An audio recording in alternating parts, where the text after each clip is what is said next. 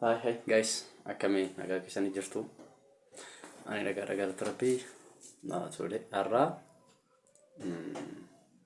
dhimma xiqqoo tokko sirrakkisuu qaban jedhu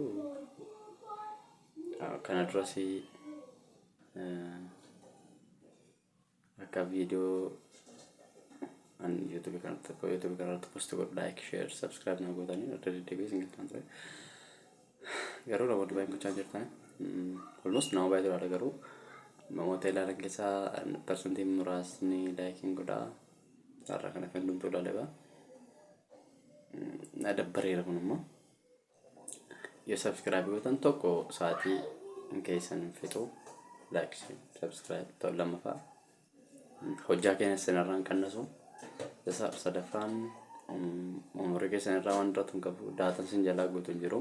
So wanta miidhaa sin irraan gahu waan hin qabneef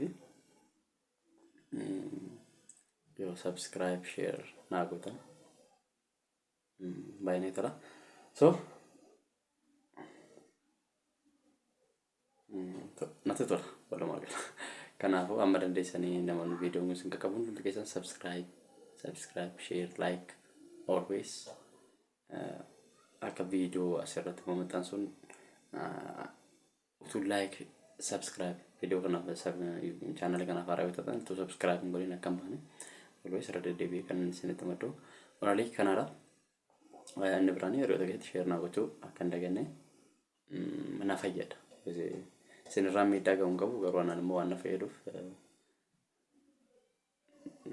naa gootanii natti tola. Isiniin jedha. Inni biraanii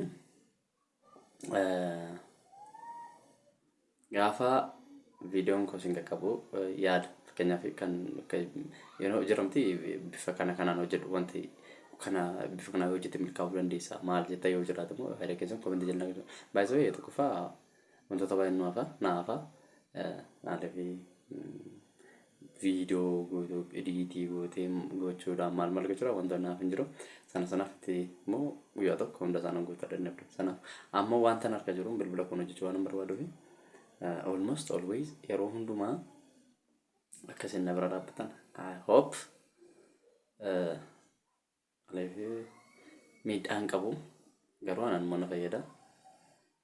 Amma almost naannoo 900 galeeraa viidiyoon koo kanaan immoo 900 hanga 1010 yoo na deemsistan natti tola. So amma ganamaanidha ani viidiyoo kana waraabara maaliif na aarsee baay'ee almost ji'a 5 fi utuu walitti hin kutin YouTube hojjetee 1000 galuu dhiisuun koo akka ilma Oromoo tokkotti na gaddisiiseera.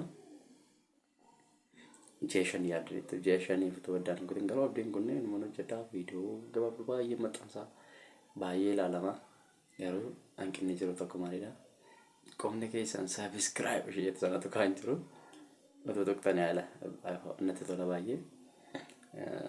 Sinin jaalladhaa sinin kabajaa dammoo